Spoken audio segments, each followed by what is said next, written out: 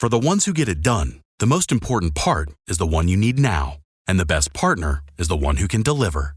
That's why millions of maintenance and repair pros trust Grainger, because we have professional-grade supplies for every industry, even hard-to-find products. And we have same-day pickup and next-day delivery on most orders. But most importantly, we have an unwavering commitment to help keep you up and running. Call, click Grainger.com, or just stop by.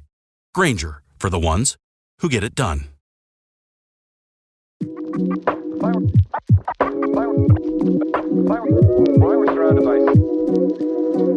the first pick in the 2024 NFL Draft.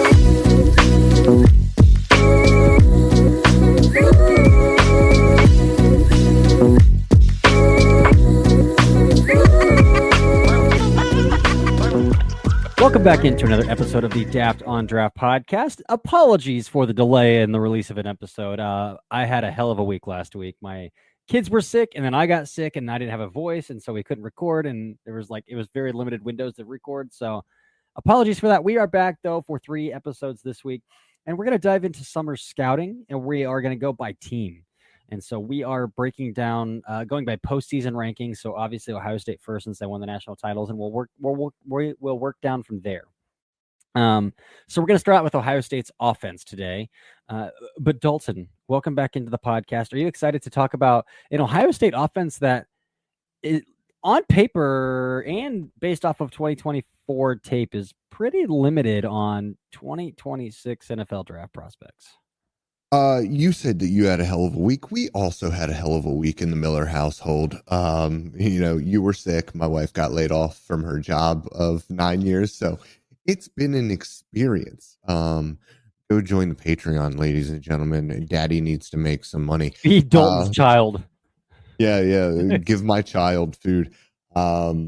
No, and obviously I have the football and the fitness stuff there. So if you're looking to watch tape or lose some inches off of the tape, hit me up. Anyways, the offense might be a little bit of a problem. However, here's the way that I look at things. Alabama, Georgia, like all of these, even Ohio State, all these dynastic teams, Oregon, they'll reload. They got young guys. They're bringing in 5 stars. So even though the older guys who we're watching from an NFL draft perspective right now might not be as talented as the Ohio State team in the past, for sure. Last year, it's not even close. But these blue bloods always find a way to figure it out, and they figure it out through money and recruiting and really, really high level coaching. Now, say whatever you want about Ryan Day, but that offense is awesome structurally. And as we'll get to the defense is still incredibly talented. So I think overall they'll probably be okay. National champions, probably not, but they have a bunch of talent still. Yeah, and they still Jeremiah Smith, which helps out a ton. It sure does. Sure does. But going through their depth chart of upperclassmen who we need to talk to about from an NFL draft perspective, we really only came up with 4 names of like either redshirt seniors, so they're out of eligibility, or they're good enough to consider a draft eligible prospect. And then we went a little bit deeper and like we watched some of the interior offensive linemen. We'll get into a little bit of that, but like they all have eligibility left. And based on 2024 tape, there's not a lot of reason to think they might come out unless they do take a leap, because at least a couple of those offensive linemen got thrown into the fire once Josh Simmons went down and Donovan Jackson had to kick out to left tackle and Seth McLaughlin went down. Although Carson Hinsman started in 2023 for them and just kind of went back into the lineup. But so a lot of them don't have a lot of starting experience, and that could come along with some starting experience. But I think obviously with Ohio State, the place to start is wide receiver. Like Brian Hartline deserves all the credit in the world. It seems like every single year there's a first-round wide receiver coming out of Columbus, Ohio. Could be the case again this year, but let's start the conversation with Carnell Tate. I'm going to shut that down right now. Absolutely not. Absolutely not. Not in my opinion. Not yet. Yeah. No. To me, And to me, and this is gonna, this is probably gonna sound rough, but he reminds me of kind of the opposite version of Jaden Higgins, where I think he's less explosive than Higgins is, but where Higgins was so smooth in and out of breaks, in that like 45 to 135 degrees, where you couldn't really step on the brakes and come back to the ball. I kind of think Carnell Tate is kind of the opposite. Yeah.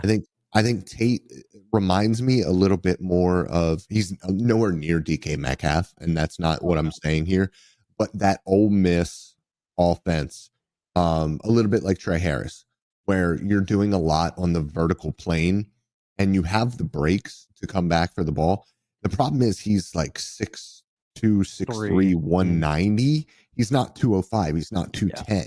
He's and very. So if you see him on tape, his ankles and his calves are very. He's thin. Slender. Yeah, he's thin. He like build wise, and you kind of brought this up when you were first talking about him, a little bit about like CeeDee Lamb, and now like CeeDee Lamb is a lot thicker now as he's been in the NFL for a couple of years. He's actually built an impressive amount of mass on his frame.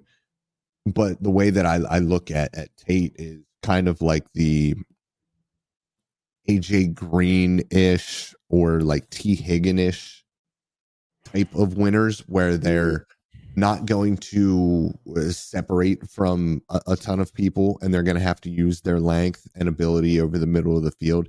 And I don't know if he has the detail. He definitely doesn't have the detail right now that I personally expect from a Brian Hartline wide receiver.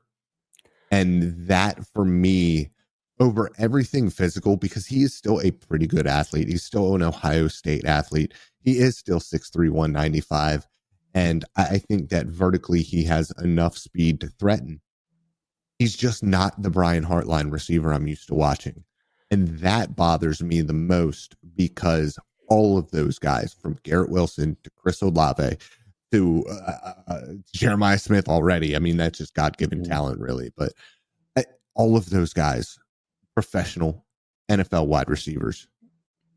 Tate is not that yet. And if Brian Hartline isn't getting him there this year, will anybody? Yeah. So there's a couple things with Tate. I do want to start there because I also wrote that in my note that he doesn't seem like a Brian Hartline receiver. And I say that you brought up like his lack of refinement in his routes and things like that.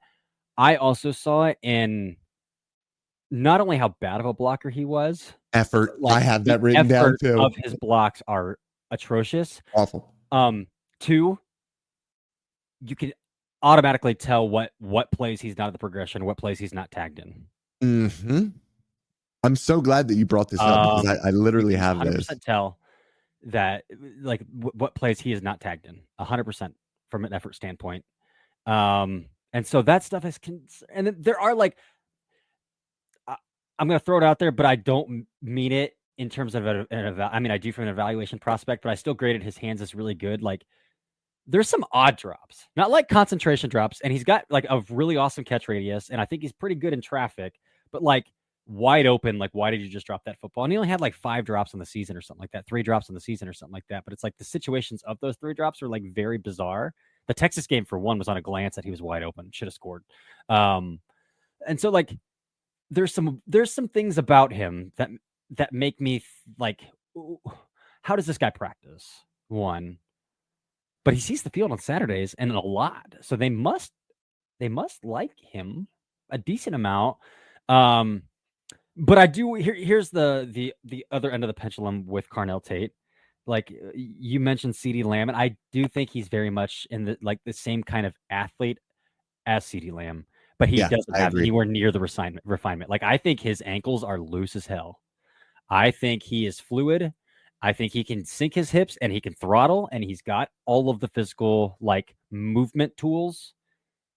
But he lacks suddenness at the top of routes where he needs suddenness. His eyes are awful. His stems are awful. Like, he doesn't tell his eyes for me, at all. The lack of nuance is why he's can't stepping get open. Straight into the chest of defensive backs. He's not leveraging his routes at all. And so it's like, there's a weird nuance here. So I hope that he picks it up because I mean he still went for like 750 yards as the wide receiver 3 and like that lack of nuance in that offense. So like the physical tools, the natural God-given ability is clearly there that he can, but like there's like a definite need to lock in. There's a definite need to lock in with Carnell Tate. But again, his hands, his catch radius, unbelievable. That dude's making plays outside of his frame like crazy. I think his awareness around the boundary is phenomenal. When I first watched him like live and a little bit here and there, I was like, man, I don't know if he can track the football. Going back and watching him, I don't have issues with how he tracks the football. So but he also cannot play through contact off the line of scrimmage or at the top of routes. He gets rerouted like crazy. Yeah. So my one issue with him when it comes to tracking, and it's an issue that I have with a lot of wide receivers, is locate the ball. Mm-hmm. If you got to get on your high horse, you're going to have to drop your head and go. Mm-hmm. And that's something that consistently he got overthrown by a yard or two, where he's just tracking the ball the entire way through the air. You got to be able to gauge that a little bit better, put your head down and get that extra mile an hour and be able to catch up to the football. Yeah. And that's something that a lot of wide receivers do. So that's a very high level thing to try to reacquire at that point. And I get it. You found the ball, you want to keep on it, but you have to get to the ball as well, which is an issue. My biggest thing with tracking, and I saw it in the Oregon game because he should have had a touchdown in the Oregon game. And I thought I think it was the Oregon. It might have been corner of the end zone. Corner of the end zone. Mm-hmm. On a sluggo, it's like why are you not coming back out toward the pylon? Like he came back out vertically, almost towards the safety, and it's like get back out. But again, that could be more of a route like refinement nuance thing than it is tracking. Like he just got out on the wrong angle, and then he's way too far away from the ball. Because I thought it was a great ball from Will Howard. I thought it was leveraged appropriately. That kind of stuff. But again, getting rerouted off the line of scrimmage, and then even some of his release packages is like, dude, you're taking too many steps trying to get off the line. Yeah, it's not good. So a lot of tightening up to do. The natural God-given abilities, not a burner, a strider, not a burner. Yeah. But like the God-given movement abilities are there. Like, again, very CeeDee Lamb-ish. But can you watch CeeDee Lamb tape and develop to become a more sudden mover the way that CeeDee Lamb is? A more refined, sudden mover the way that CeeDee is. We've talked about him long enough. We have. Let's move on to Max Klare. Dude, we don't have enough time to talk about him. I love Max Klare. Like, here's the thing. I want to peel the curtain back real quick. Yeah. You said this. You texted me and you said, if Mason Taylor can go top 50, why can't Max Klare? And I 100% agree with you. 100% agree with you. And now, obviously, it depends on the strength of the class overall and blah, blah, blah, blah, blah. Tight end class. But not even just like a good tight end class, but like a good class overall to go top 50 as a tight end. Yeah. I'm going to put this out there. He might be the most aggressive attacker of the football coming back to the ball that I have seen. Wide receiver, tight end.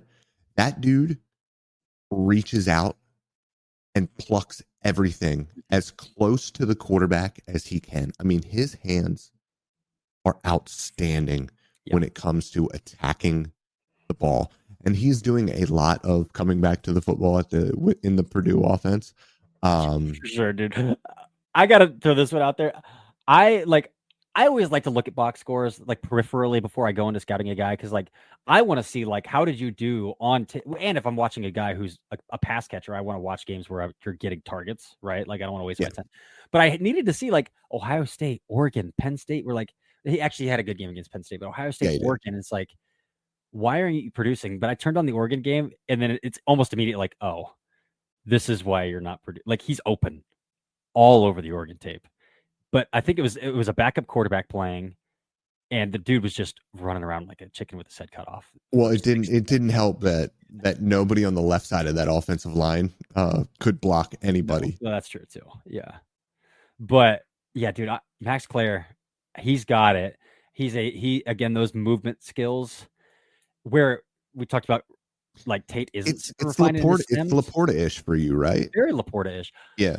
I could get really aggressive here, and I'm not going to do it because I would be throwing something out there that would be slightly comparing him to a 1-of-1 tight end that I'm not going to do. But like his movement in space, his feel for green grass. I know who you're talking about. Feels a little Kelsey-ish. Like Mhm. his feel for green grass in space, his movement skills, his ability to be in mind lock with the quarterback and find a way back to the quarterback. He finds grass so well. And he can't block. So there's. So I disagree. I mean, he can't block. His effort and his technique is good. Phenomenal. Yeah. So that when I'm talking about a tight end, it's like, do I care if a tight end can block 9 times out of 10? No. Do I care if a tight end can give an effort 10 times out of 10? Yes. Like if you're drafting a tight end early, the way that we're talking about Max Klare, like, do I care if you can block? Not particularly. Like, look at the tight ends that have gone the first 2 rounds over the past few years. Like, Brock Bowers went for sure. Receiving. Do you think the Raiders could care if he could block or not? So that's kind of where I'm at. Bowers can block. He can. But that's like the comparison that I'm making, and it's like, but what I see with Klare, I mean, Laporta's not a blocker. They've Brock Wright for that. Yeah, exactly. It's a very big tell when Brock Wright comes on the field at Detroit. But like that's what I'm saying about Klare is like I see the hands.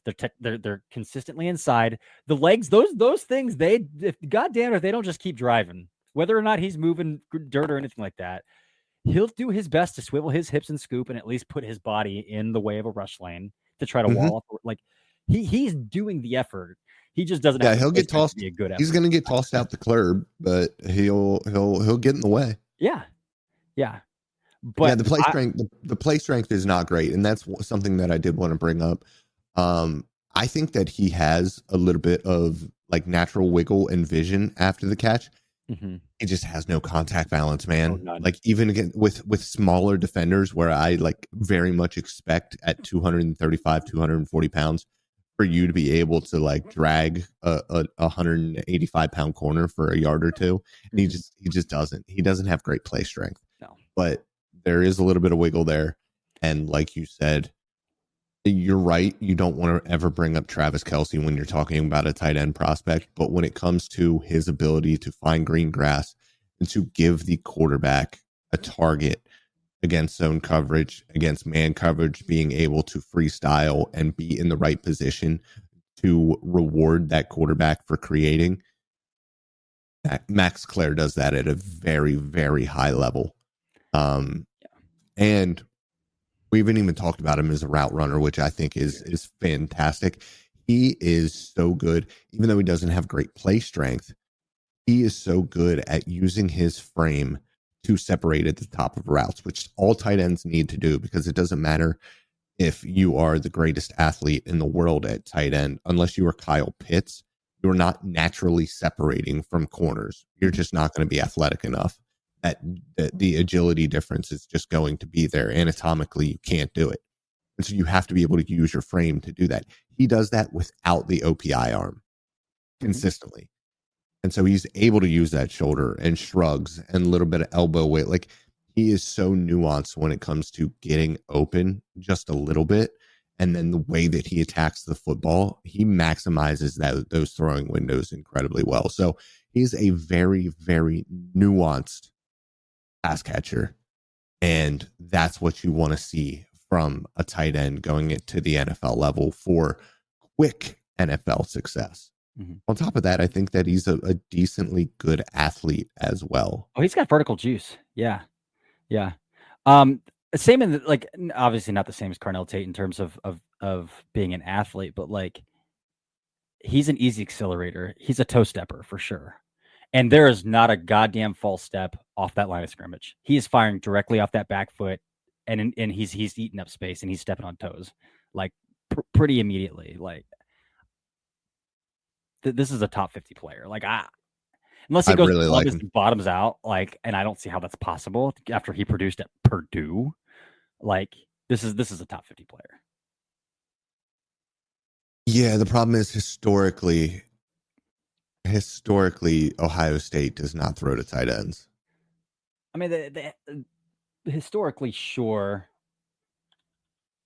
Maybe this year will be different because of the talent. Like usually, there's 2 or 3 round 1 wide receivers on the field. Jeremiah Smith is still out there, but maybe. I mean, maybe. Like, I don't know if he'll have the volume. Not that it matters for tight end, because if he goes out, and that's the thing here. Like, if he goes out and he tests average and doesn't get a ton of targets, it doesn't matter how good he looks. Yeah. He's probably not going to go top 50. But even if he doesn't get the targets, but he tests well, then he could go top 50. And that's just kind of the way the tight end goes, because we know that there is an actual very strong correlation between athletic upside, explosiveness specifically, and the ability to be successful at tight end at the NFL level. So,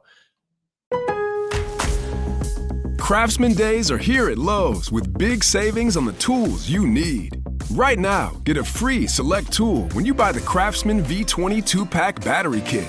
Whether it's the backyard, the bathroom, or beyond, Craftsman has the tools to help you power through and get the project done right. Because DIYing is unpredictable, but your tools shouldn't be. Shop Craftsman at Lowe's today. Valid through 6/18 while supplies last. Selection varies by location. I'm really excited about him, man. But we should move on because we got more guys to talk about. We got more guys to talk about. So let's move on to another transfer at Ohio State. And one that should draw some ire about why. And that is the Rice transfer left tackle, Ethan Onyanwa. Did you see anything more than a mid day 3 player? No. Mid day 3? Like, I don't even late 5. I don't even know. Mid to late 5. My issues are tenfold with him. He is ox strong. Oh, he is dense. He's a guard. There's no way that dude's playing tackle. The problem is, I don't think he can play guard either. And the reason why I don't think he can play guard at a high level is because his spatial awareness is non-existent. It's not terrible. It's non-existent. Any sort of flash of color crossing his face, and he's in the spin cycle. He's lost. He cannot process information quickly enough. He just flat out can't. And that's just the way it is. And maybe, like, I think that that's such an innate ability. And when we talk about like the S2 cognitive test and its importance, like that's kind of where it's important. Like, how quickly are you able to process what you're seeing and react to it? And he can't do it at all. He can't do it at all. There's no connection with the left guard there at Rice. There on games, like, he's completely lost. He's tripping over people's feet. And listen, he's a finisher. He's a road grader in the run game when he gets his hands on you, and his technique, which is off as well. But when he's technically and aligned as an athlete, you're going to the ground. He is a finisher. And I think that's what brings these teams in, because they're like, we can fix the rest of it. He's strong and he's got vertical juice. Oh, he does. I actually really like the way that he climbs to the second level. And I think that he's got pretty good accuracy at the second level as well. Yeah. But everything in pass pro is ugly. He really, really struggles to cut off the arc. And there's no spatial awareness or a requisite mirroring ability from a lateral agility point of view, just even athletically. Yeah. That I look at and I'm like, yes, that is a left tackle for the Ohio State Buckeyes. Yeah. Yeah. And for how ox strong he is, and again, you mentioned the road grading stuff. He will, if he gets into you, he's gonna hip torque you. Like, he's just gonna do it. That's his go-to. He's gonna bury you. But for how ox strong he is, he lacks any sort of substantial punch when he's striking in pass pro. And not only that, there is his grip strength. Well, I think that's partially a technique thing. Oh, I'm sure it is. Because I see that with a lot of guys, and that could be a coach thing too, because his hands are really low as a pass protector. And again, like, The same thing on the other side, because I always want to see what the other offensive tackle is doing, and it's similar. And that just might be a coach thing. It's not the way that I like to see guys coached. But it's that low two-hand left, or for him, right hand is trying to get into like the elbow. They're under the elbow pit, or the armpit. And then the other one is going center chest, but like low towards the sternum or lower. Yeah. And everything is down there. So anybody, any defensive end or outside linebacker who is able to shoot through the chest and has a little bit of length, you're out leveraged immediately. And so in that instance, you can't be the aggressor as a pass protector. You have to be reactive, and you have to be a catcher.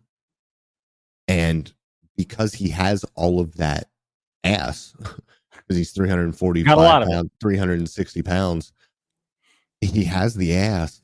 But if you're consistently out leveraged, it doesn't matter. Mm-hmm. So what's fascinating about that is the Rice's head coach last year is actually a Bill Callahan disciple, and he got fired from Rice. So, and he's now the Cleveland Browns offensive line coach. Mike Bloomgren is his name. And last year, the Browns called him when he was still the head coach of Rice, because Bill Callahan left to go coach with his son in Tennessee. And Bill Callahan gave the Browns his referred him to, like, said, hey, this is the guy, go call him. Run game guys sticking together. Yeah. And so, but obviously he was still the head coach. He said, no, I'm good at Rice. He got fired. Now he's back, and the Browns moved on from their offensive line coach of the year. That's really interesting. Also goes to show recruiting goes quite a long ways. Coaching only can take you so far too. But yeah, dude, I mean, some of the things that I like are, like, he has noticeable foot speed when he's like short setting. He starts to strain when he has to get wide, when he has to set wide. But there's noticeable foot speed. And the rumor in Columbus is that he's lost 30 pounds. So if he's down 30 pounds, which again, when we talk about, especially summer scouting, but even sometimes into the spring and towards the draft, especially with these small school guys, the facilities and nutritional programs of Power 4 Blue Bloods versus that of Rice versus that of William and Mary that Charles Grant went to and got drafted in the third round at 295 pounds or whatever he was playing at William and Mary cannot be understated. So, like, you kind of have to consider that a little bit. And if that's true, then, like, great. Maybe there is a little bit more bend in those knees. Now there's a little less thickness around that. Like, so, like, we'll see. Yeah, that's something I didn't even bring up. His knees are stiff as a board. Yeah. He's very stiff. No redirectability at all. Yeah. And the other thing I would like to bring up when you brought up William and Mary and that it's a lot easier to lose bad weight than it is to gain good weight. Mm-hmm. It's so much easier. And just because a guy goes from 365 and probably unhealthy, I mean, it's all unhealthy at that point. Being that large of a human being is not healthy for anybody. That's why you see so many guys lose 100 pounds when they retire. It's a lot easier to lose that 30 pounds than it is to gain 20 pounds of lean tissue. And so doing that, even though it's 30 pounds in 6 months, your body uses that for energy. He's not going to automatically lose all of that strength and power that he has. He's just going to become a more efficient athlete. Yeah. His diet has probably improved, so he's going to have even better energy as well. Plus, Ohio State weight room, you're right. It's just going to be different. So hopefully we do see those improvements, because he is a lot of fun to watch in the run game. Mm-hmm. He is. Oh my God, we're at 30 minutes already. I know. Do you want to stick with the offensive line and just briefly hit on those interior guys? Yeah. On? Okay. So technically all four, I guess, interior offensive linemen are draft eligible. The odds that any of Luke Montgomery, Carson Hinsman, Cibola, or Searveld declare, probably pretty slim. Like, they all, I mean, Cibola is a pretty established starter, and so is Hinsman, I guess. Although they transferred in somebody to bench him, but then that transfer got hurt and he had to come back. Is Cibola? I don't think Cibola is an entrenched starter, because even the games he started, he was coming in and out. Yeah. So Here's they're all really like rotationally. I do like Luke Montgomery. And I will say that I think Luke Montgomery's got length. He's got tools. Out of all of those guys, Very he's limited. one. He's very, very limited starting experience. And as the playoffs went along, and he played some pretty damn good defensive lines in the playoffs too. Like that's the one that I would keep an eye on. Yeah, he got thrown into the fire. And I think, I mean, having to go through and play Oregon and play Texas and play Notre Dame, he got beat up a little bit. But he's got the talent. He's absolutely got the talent. Hinsman is a no from me, dog. Yeah. Cibola, I think, is the worst of the two right guards that I watched, because I was watching the Notre Dame game. That's the one that I started with. And he played the first quarter and then he was out. And I was like, oh, he must have got hurt. So I went back to the Texas game and I was watching him. And then all of a sudden he was out. And this number 67 was in. And I was like, oh, keep it on. And I'll look him up and see what happens. And he's a redshirt sophomore. He's going to be a redshirt sophomore. So interior offensive lineman, redshirt sophomore. Even if he starts the entire season, almost surely not going to declare. But he's better. And I'm pretty confident in that. I think he's the better of the two right guards. And I think that he should probably start. I don't know if he will, but I think that he is the better player out of the two. And I don't think rotating offensive linemen is a smart thing ever. So that's just the way that I feel.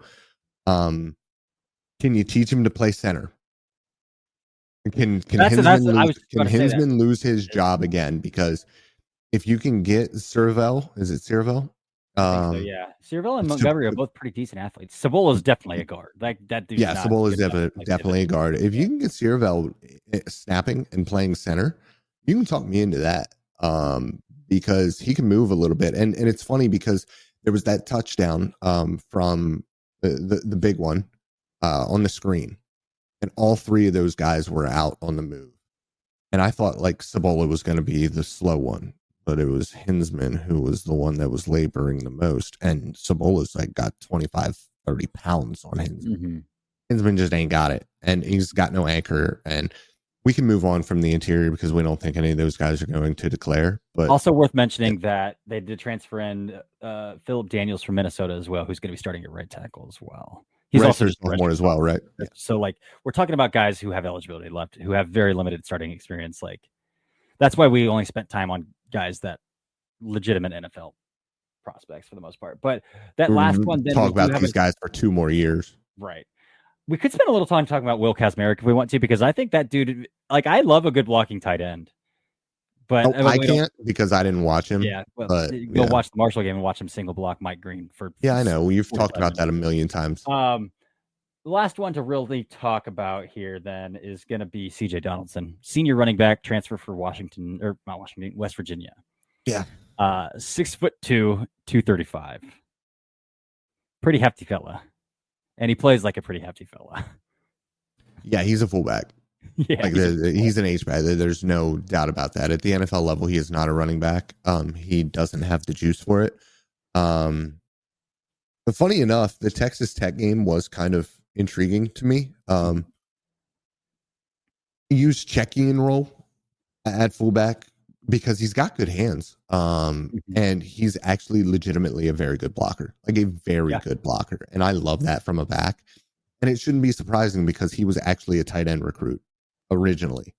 At 6'2", 230 pounds, that's not all that surprising, but it shows in the way that he moves. Now, what I will say about him as a runner, and I think that you can use him as a fullback, as a runner as well, and kind of, mix things up and get him some short yardage stuff, because I do think that his vision and drive, I actually think he's got really good inside zone vision to pick up 2 yards.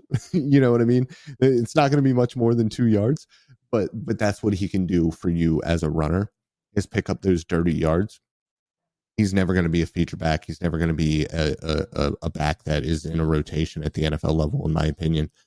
But he could very well be your starting fullback at the NFL level, and I think that has value because he's legitimately a good blocker, and he can legitimately get out there and catch passes as well from what I saw from the Texas Tech game.